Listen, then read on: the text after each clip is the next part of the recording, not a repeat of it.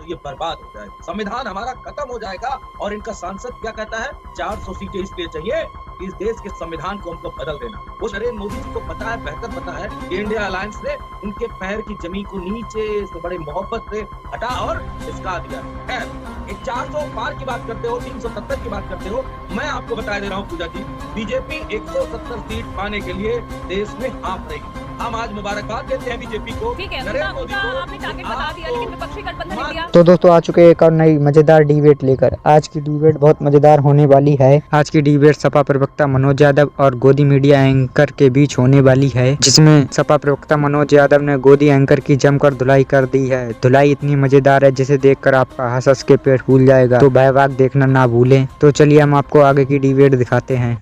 चलो भाई देखो अब मैं क्या करता हूँ। बोले मनोज जी, मुद्दों की लड़ाई ही बना रहा है ना विपक्षी गठबंधन इससे। मैं बोलना चाहता था कि आचार संहिता लग गई है तो बीजेपी अब सत्य बोलेगी, क्योंकि अब तो चुनाव में चली गई, लेकिन बातें क्या कर रही है, झूठ गारंटी की बात कर रही है।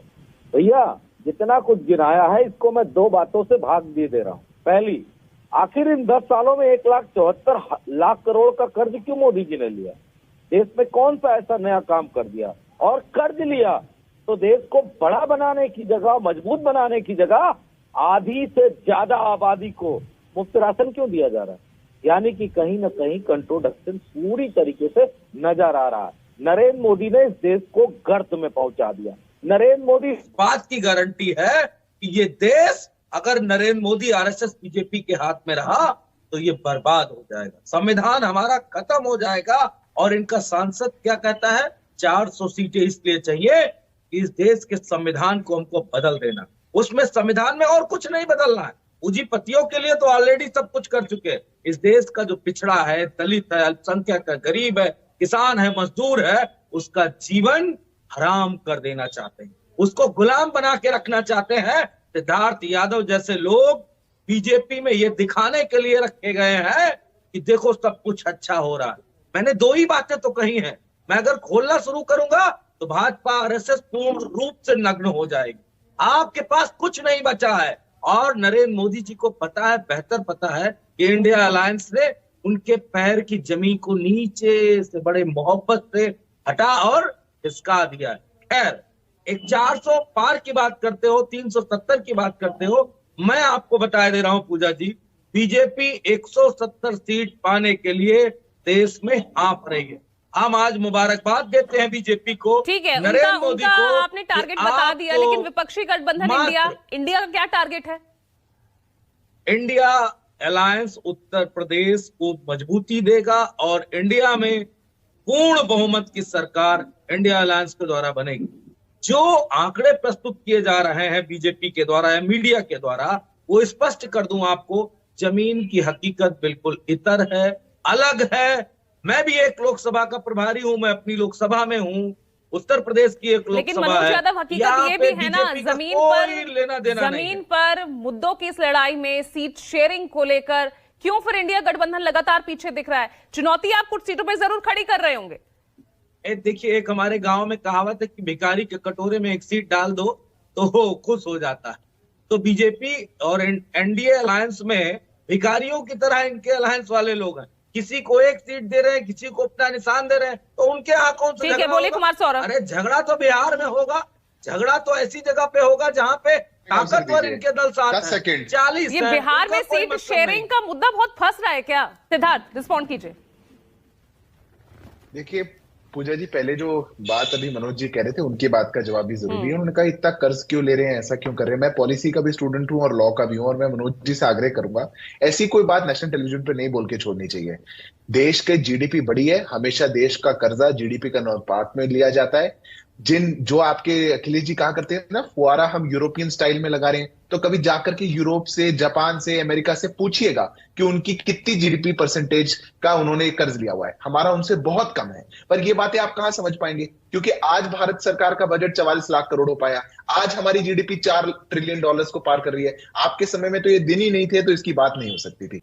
आप सब इकट्ठे हो जाइए और 2 बार हो जाइए, अगर वास्तव में भी हो पाए तो भी आप क्या चिंता कर पाएंगे, कितनी कर पाएंगे, ये आपको सोचना चाहिए। वास्तविकता पूजा जी, मैं 10 सेकंड लूंगा, वास्तविकता पूजा जी ऐसी है कि जो विभाजन वास्तव में इनका इंडी का है ये एक दूसरे को खड़ा तो कर सकते हैं मंच पे एक साथ, पर उस मंच पे वही लोग खड़े थे जो राहुल जी के खिलाफ लड़ने वाले हैं, उस मंच पे वो लोग भी खड़े थे जो भगवंत मान के खिलाफ लड़ने वाले हैं। अब तो ऐसे कई नेता आपकी पार्टी में भी है जो आपको ही गरियाते थे, अब आपने खुशी खुशी उनका स्वागत किया। सिद्धार्थ पूजा जी बात दूसरी कह रहा हूँ, ये एक साथ खड़े हैं मंच पे और एक दूसरे के खिलाफ चुनाव लड़ेंगे। अब तो दुश्मन और दोस्ती में कहां फासला रह गया है राजनीति में? मनोज यादव जी, देखिए बिल्कुल सही आपने कहा कि दुश्मन और दोस्त एक साथ राजनीति में आते जाते हैं, लेकिन मैं जो बात हमारे किशोर जी ने कही उस बात को आगे एक नई बात और ट्विस्ट बता दे रहा हूँ।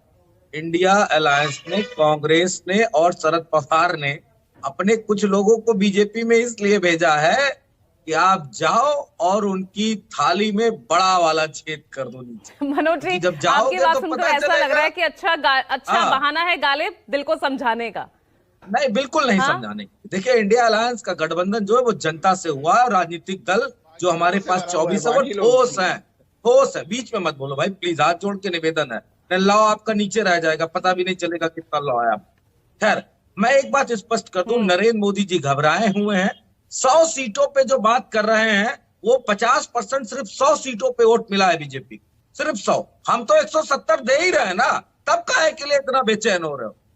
लेकिन बाकी सीटों पे इंडिया अलायंस पूरी मजबूती के साथ चुनाव जीतेगा। अभी तक उम्मीदवारों की घोषणा हो नहीं रही है।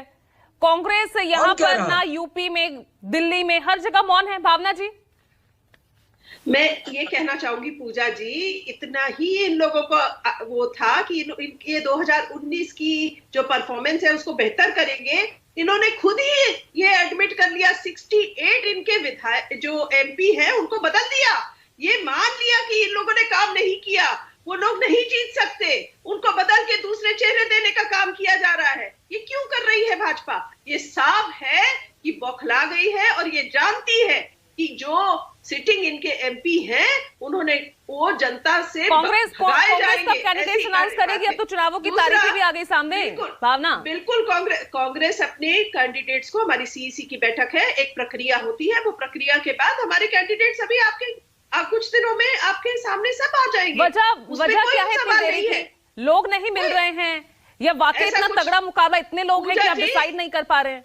पूजा जी, हमारी हर सीट के लिए दावेदारी कई लोगों ने ठोकी है, तो और उसमें एनालिसिस चल रहा है कि जो बेस्ट कैंडिडेट है वो पार्टी देगी और जरूर देगी। और इस तरीके से इंडिया गठबंधन और हमारे अलायंस पार्टनर्स को सबको साथ में लेके काम करने का काम कांग्रेस कर रही है। ठीक है, लेकिन कुमार सौरभ, कुछ भी कहिए आप, चाहे आप कोई भी तर्क दीजिए, बिहार की लड़ाई उतनी आसान नहीं है। मिनट मेरे पास है, मैं 10-10 सेकंड सबको देना चाह रही हूँ। सिद्धार्थ यादव, आपसे शुरुआत कर रही हूँ। ईडी सीबीआई, फिर से वही जिक्र, राजा की आत्मा ही ईवीएम, ईडी सीबीआई इन संस्थाओं में है। 10 सेकंड। देखिए, चुनाव की मजबूरी देखिए पूजा जी कि किशोर जी को उद्धव जी का नाम लेने की बजाय आज कहना पड़ रहा है कि बाला साहब का बेटा, बाला साहब का बेटा। अरे बाला साहब के बेटे कोई बाला साहब की बपौती थोड़ी हो गए। अगर यही विचार आपका नहीं होता और उद्धव ठाकरे के आगे आदित्य ठाकरे आएगा और फिर आदित्य ठाकरे के आगे उसका भी बेटा आएगा तो आपकी शायद पार्टी टूटती ही नहीं। बाला साहब के विचारों पे काम किया होता तो बहुत कुछ आगे होता है। इसलिए महाराष्ट्र में हमारी चिंता मत करिए किशोर जी, हम लोग बहुत अच्छा परफॉर्म करेंगे। और राहुल गांधी तो चाइना का ही उदाहरण दे सकते हैं, दूसरा उदाहरण नहीं दे सकते। ठीक है, भावना जी।